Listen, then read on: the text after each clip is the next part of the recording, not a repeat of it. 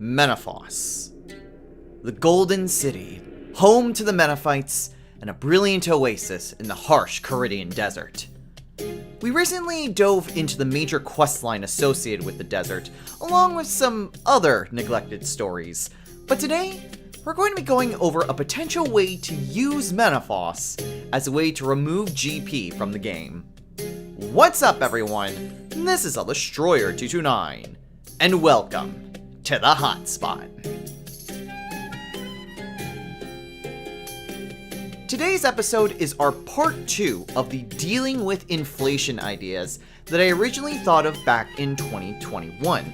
If you missed the last episode, I explained that I came up with 5 ideas to help manage Runescape's inflation problems at the time, with the intent that each one would play a small help in managing the rise of gold entering the game. Only 2 of those 5 ideas were worth discussing, and last time we went over the salvage shop, which looked into tackling salvage frequently converted into gold and offering alternative uses to prevent gold from coming into the game. Today, we're going to be looking at the other end of the inflation problem, and look into one way we can remove gold that already exists in the game. We'll go over this in 2 parts. First, we'll go into the lore explanation, as the activity itself doesn't lend itself well to how the story currently stands. And second, we'll go over the activity, and how it removes gold from the game. So, allow me to introduce the second of my dealing with inflation ideas, Managing Menaphos. So, before we get started, I'll mostly be going over the idea as I originally intended, but due to the information presented in RuneScape Ahead, this idea may be subject to major rewrites from a lore perspective, due to Jagex already having internal plans for how the Desert series will conclude. We'll get into that more when the issues become apparent in the discussion, but for now, I'll explain how the event works as I originally thought of, and we'll go over the potential rewrites or changes as we go. Managing Menaphos is what I would call a spiritual successor to the Managing Miscellania activity. To summarize, Managing Miscellania is a recurring activity in which you manage the island kingdom of Miscellania as its regent, and you must keep your support up and your coffers filled in order to gain resources from the island. It's a simple enough concept, and has gotten support as recently as Fort 4 and 3, allowing players to get a sizable portion of mid-tier resources passively. Managing Menaphos is similar in concept to this, but with differing rewards and a tweaked approval system. But why or how would we be managing Menaphos? What about Osman? Osman is a capable pharaoh, and so the idea doesn't exactly work if he's in charge still. But what if an inexperienced person were to assume the throne? Say that Osman is either ousted or exiled. But if that's the case, who would be able to claim the throne? Who would lead Menaphos into the new age? One who has studied and assisted a former pharaoh, who has been gathering information to restore the Bow of Tumakin. Osman's daughter, Leela, would be the next pharaoh after he is ousted. So, how this happens is not of great importance to this idea, but essentially, at some point in the Desert Quest series, Osman will need to either step down or be incapacitated, and Leela would need to step up as pharaoh.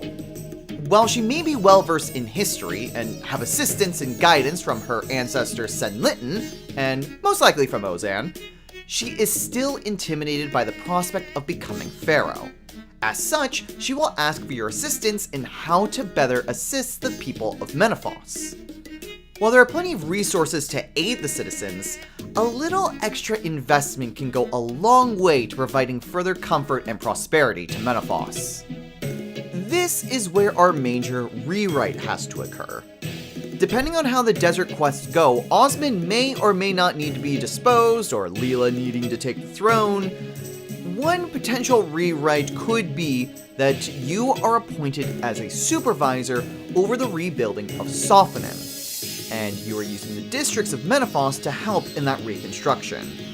In which case the activity would need to be named Managing Sophonim, but I'm keeping the title as is because alliterations are cool. This can work with either Osman or Leela as Pharaoh, as this concerns creating a new title over a relatively neglected area rather than overseeing most of the larger, more prosperous city. So ideally, this will work regardless of how the desert quests will conclude.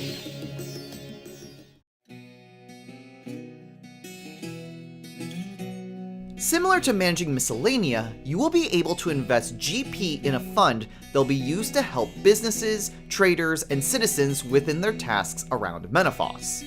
You are also able to allocate where your funds will go to, in an interface similar to the one that exists for Miscellania. Each district will have 2 skills associated with them, and you'll have a certain number of points that you can invest however you like. You can invest these points equally everywhere and get a little bit of everything, or you can maximize these points in a few areas in order to maximize those resources that you want. There would also be no need to keep up a reputation percentage. Instead, your current reputation with the already existing district system will determine how many resources that you can get from that district. Fully maximizing out the reputation in a district ensures that you will get the maximum amount of resources that that district can provide permanently. As for your funds, a set amount of gold will be removed from the coffers every day, and if there's not enough gold to remove, the coffers will not change and you will no longer be able to gain any resources until more money is put in. The exact amount removed can be tweaked as necessary, but for an example, let's say that 75k gets removed per day, and then in your spoils chest, you will get resources based on how you allocated your funds. There would be a maximum of 15 million coins that you can put in the coffers, which means that you can accumulate up to 200 days worth of goods from a full coffer before you will need to claim your spoils. Note though, that once you put money into the coffers, it cannot be removed, unlike in Miscellania. So any money that is put into these coffers is effectively removed immediately from the game, with the rewards coming in on a daily basis so long as you put in enough gold to prompt a reward. These rewards are determined at the daily reset or upon logout if you're logged in at midnight game time. As for what resources you can get, each district is associated with 2 skills, with 2 or 3 areas that you can invest in per district, for a total of 10 possible investment paths. Starting with the Workers District, the 2 skills associated here would be Mining and Smithing. Mining is split between 2 resources, Sandstone and Nechrite. Developing Sandstone would allow you to gather regular and potentially red sandstone, while developing Nechrite would allow you to get Nechrite and Phantasmite ore, as well as their associated stone spirits. Developing Smithing would allow you to gather Necronium bars directly, and possibly some Nechrite equipment as well, in order to jumpstart making some burial armor. The Merchant District is a little different in that the 2 skills are Crafting and the Ark. Now I know the Ark is a place and not a skill, but considering that the Ark is Menaphos' closest trading partner, it made sense to incorporate the Eastern lands for this district. Developing Crafting would allow you to gain assorted uncut gemstones, from sapphires to dragonstones. It may also be a source to get moonstones very rarely, but that may be a little strong and out of place, so I'm not entirely sure if adding those would be a great idea. Developing the Ark would allow you to gain a random assortment of Ark materials, including chimes, bamboo, and turtle shells. Basically anything that can be obtained from regular items in the Ark, except Ancestral Energy and Taijutsu, would be available. On very rare occasions, you can also get a Port's resource box to gain trade goods for your player-owned port. The Ports District would offer supplies for fishing and cooking. Developing Fishing would give you a random assortment of raw fish from Menaphos, meaning desert souls, catfish, and beltfish. You would also be able to gain caskets to open for additional rewards. These would mostly be your regular run-of-the-mill caskets, but occasionally you can also get a clue casket from easy all the way up to elite, though the higher tier caskets are going to be much more rare. Developing cooking would give you the cooked versions of the same fish, but you would also get a chance to gain spices for your player-owned port, at a more common rate than if you tried to get them from the Ark investment in the Merchant District, though these would still be rare drops. Finally, there's the Imperial District, which offers rewards in woodcutting and rune crafting. Developing woodcutting will allow you to gain acacia logs, acacia wood spirits, and birds' nests, though just like with Managing Miscellania, these nests would not be eligible to have Incando axe parts.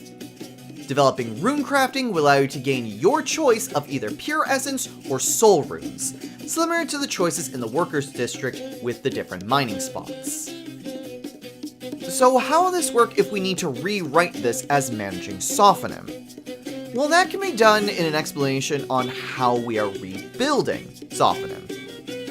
Our duties as supervisor would mean that we would be responsible for providing additional resources that could then be used to help rebuild Sophonim. The overall mechanics of the activity are the same, but rather than just providing additional benefits just within Menaphos, the lore explanation is that the additional funds go to providing the same resources to Sophonim, with us getting a portion of what we put in. So we're kind of like an additional piggy bank the districts can tap into, with the expectation that most of the fruits of that resource goes back to Sophonim. So that is my suggestion for Managing Menaphos.